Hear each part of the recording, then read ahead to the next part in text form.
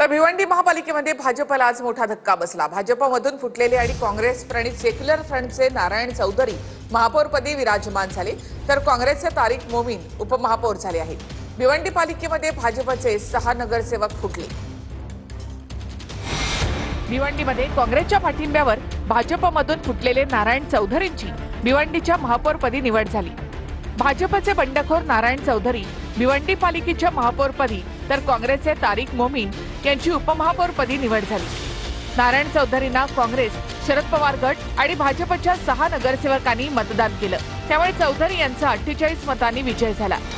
या निवडणुकीमध्ये शिंदेच्या शिवसेनेने दोन्ही उमेदवारांचे अर्ज मागे घेत कोणार्क विकास आघाडीचे माजी महापौर विलास पाटील यांना पाठिंबा दिला होता।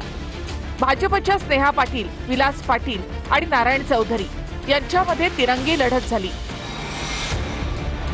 भिवंडी महापालिकेमध्ये मतांचं गणित कसं जुळलं ते पहा।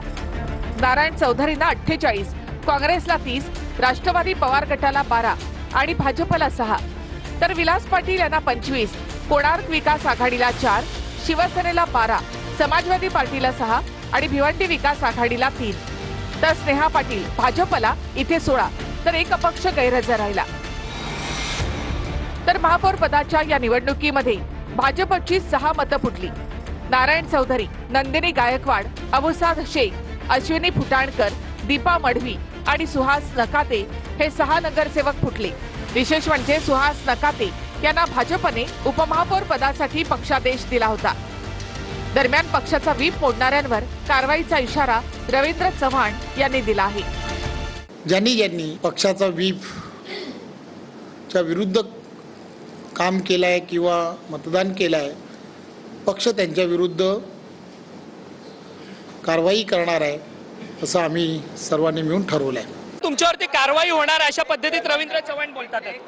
अरे बाबा, असं काही नाहीये, हे तुम्हाला बातमी मिळाली असं काही नाहीये।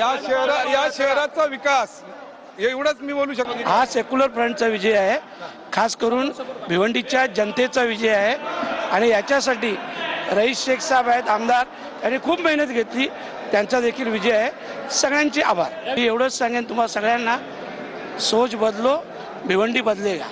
अभिनंदन करा, भिवंडी सेक्युलर फ्रंटचे महापौरचं अभिनंदन करा। आम्ही भारतीय जनता पक्षाचे घोडे बाजाराच्या माध्यमातून आम्ही नगरसेवक फोडलेले नाहीत। आम्ही कुठल्याही प्रकारची धाक दमट याही अनुषंगाने त्यांचे नगरसेवक फोडलेले नाहीत।